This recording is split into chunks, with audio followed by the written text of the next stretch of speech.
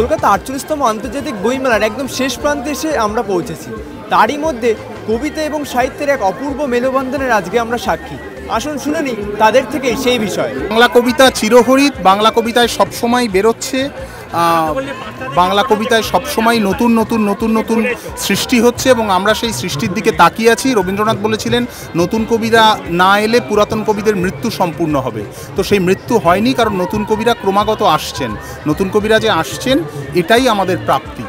কবিতা তার মধ্যে প্রবীণ কবিও রয়েছেন, নবীন কবিরাও রয়েছেন এবং তাদের কবিতার সঙ্গে আমাদের নিজেদের পরিচয়ের একটা পরিক্রমা দর্শকদের কাছে পেশ করতে চেয়েছি আমরা।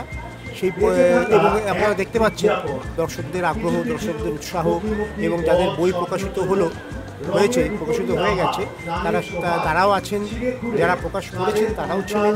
এবং বাংলা কবিতার এই মুহূর্তের যে চলন, এই মুহূর্তের যে পরিক্রমা, এই মুহূর্তের যে ঘরানা, তার সঙ্গে একটা পরিচয়ের একটা মুহূর্ত আমাদের এখানে রচিত হয়েছে। বিস্তারিত জানতে চোখ রাখুন কলকাতা 48তম আন্তর্জাতিক বইমেলার ফেসবুক পেজে। ক্যামেরায় প্রত্যয়ের সাথে আমি অভিষেক, সরাসরি বইমেলা প্রাঙ্গণ।